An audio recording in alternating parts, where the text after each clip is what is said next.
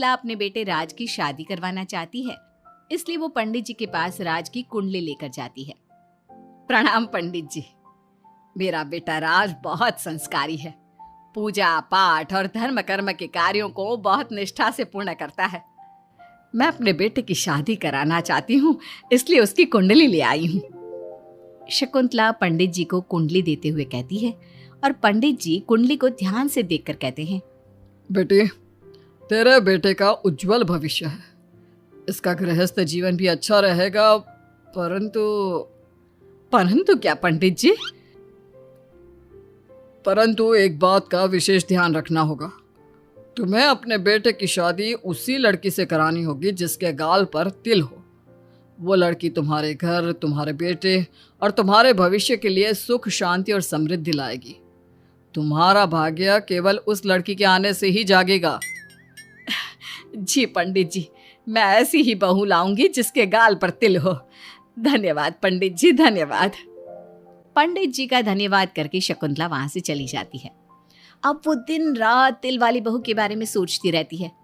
शकुंतला अपने बेटे का जहां भी रिश्ता लगाती तो उसकी एक ही शर्त होती कि तिल वाली बहू चाहिए, लेकिन उसे तिल वाली बहू कहीं मिलती ही नहीं। एक दिन अपनी माँ को इस तरह से परेशान देखकर राज कहता है, माँ, आप मेरे लिए तिल वाली लड़की क्यों देख रही हैं? अरे क्योंकि पंडित जी ने बोला है, वो तुम्हारे और इस घर के लिए भाग्यशाली साबित होगी। माँ, मैं एक लड़की से प्यार करता हूँ।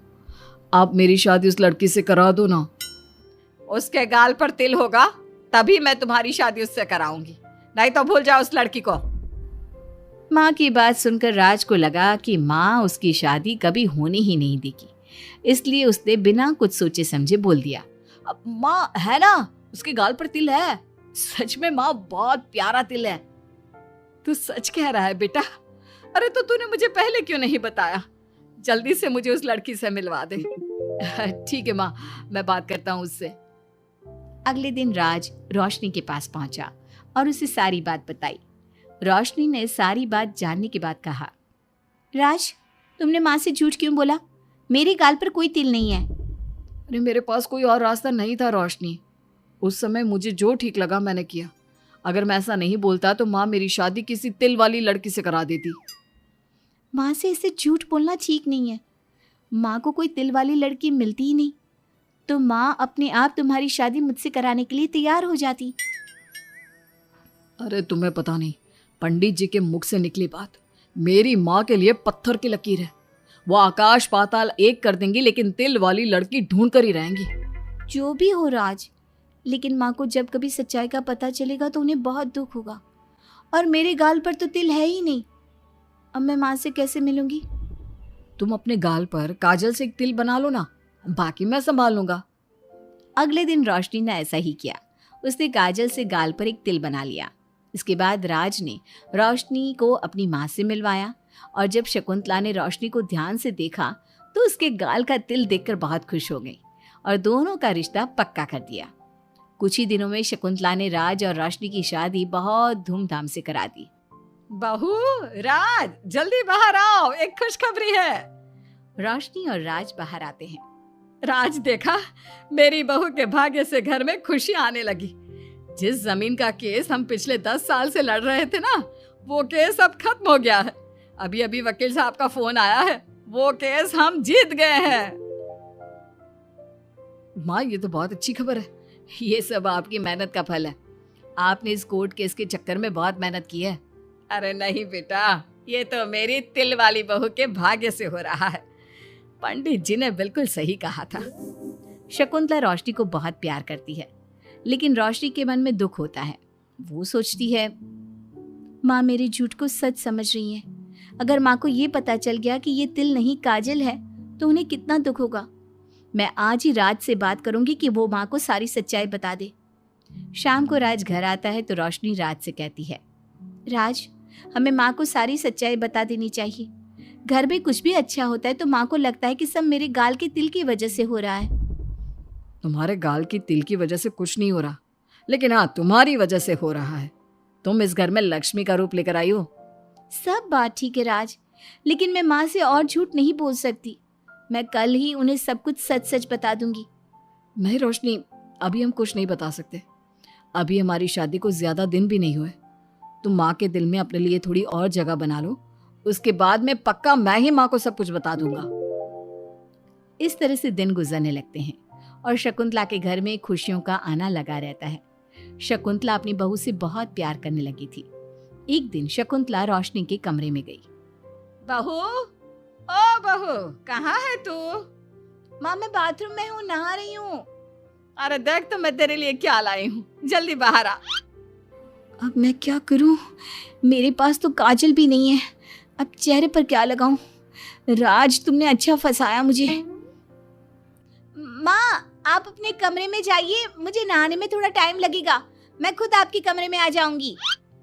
नहीं बहू, तू जल्दी से निकल कर आ, मैं यहीं बैठी हूँ तेरे कमरे में। जब रोशनी को इस बात का एहसास हो गया कि उसकी सास कमरे से नहीं जाएगी, तो उसने अपने गीले बाल एक तरफ कर लिए और बालों से अपना आधा चेहरा छुपाकर बाहर आई। बहू नहा ली तुम? देखो मैं तुम्हारे लिए नई साड़ी और गहने लाई हूँ। आज शाम को बहुत मेहमान आ रहे हैं, मैं तुम्हें सबसे मिलवाऊंगी। मेहमान किस लिए आ रहे हैं माँ? अरे तुम्हें राज ने बताया नहीं बहू? हमारी कंपनी इस साल नंबर 1 की पोजीशन पर पहुंच गई है और ये सब तेरी वजह से हुआ है। चलो मैं चलती हूँ, मुझे शाम की बहुत सारी तैयारी भी तो करनी है। जब शकुंतला रोशनी के कमरे से चली गई, तब उसकी जान में जान आई। शाम को पार्टी में बहुत बड़े बड़े लोग आए थे। शकुंतला ने अपनी बहू को सबसे मिलवाया और उसकी खूब तारीफ की। पार्टी में सब लोग शकुंतला के सक्सेस का राज पूछ रहे थे, तो शकुंतला अपनी बहू और उसके दिल की तारीफ कर रही थी। एक दिन शकुंतला अपने बहू बेटी के साथ घूमने गई। आज हम घूमने आए हैं तो देखो मौसम भी कितना प्यारा हो गया है, लगता है बारिश आने वाली है। शकुंतला के इतना कहते ही जोरों की बारिश शुरू हो गई। रोशनी और राज कुछ सोच पाते इससे पहले ही रोशनी के गाल पर काजल का तिल बह गया और शकुंतला ने ये सब देख लिया। अब शकुंतला के गुस्से की कोई हद ना रही। तूने मुझसे झूठ बोला? तेरी इतनी हिम्मत? कल वही मैंने तुझे इतना प्यार किया, तुझे अपने बेटे से ज्यादा ममता दी और तूने मेरे साथ विश्वासघात किया। मैं तुझे कभी माफ नहीं करूंगी। माँ, इसमें रोशनी की कोई गलती नहीं है, मैंने ही कहा था इसे ऐसा करने के लिए। रोशनी ने कई बार आपको सच्चाई बताने की कोशिश की, लेकिन मैंने हर बार उसे रोक दिया। क्या तूने कहा था? क्यों किया तूने ऐसा? कितना बुरा दिन था वो जब मैंने तुम दोनों की शादी करवाई और तुझे शर्म नहीं आई अपनी माँ को धोखा देते हुए? तो माँ मैं और क्या करता, अब तो पीछे ही पड़ गई थी तिल वाली बहू के। आपको कोई लड़की भी तो नहीं मिल रही थी और मैं रोशनी को बहुत प्यार करता हूँ, उसके बिना नहीं रह सकता। हाँ तो अब इसी के पास रहे, मैं तुम दोनों की शक्ल नहीं देखना चाहती। ले जा इस झूठी और मनहूस लड़की को मेरे सामने से। माँ, कल तक तो रोशनी बहुत भाग्यवान थी, आज ये मनहूस हो गई। अपनी सोच बदलो माँ, चेहरे के ऊपर तिल होने से कुछ नहीं होता। आपने देखा नहीं, रोशनी के घर आते ही हमारे सारे काम पूरे हो गए। आज हमारी कंपनी नंबर 1 है।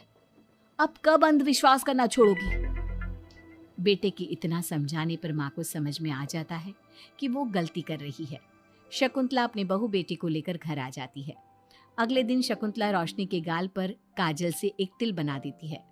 राज और रोशनी शकुंतला को बहुत हैरानी से देखते हैं, तब वो कहती है, ऐसे क्या देख रहे हो तुम दोनों?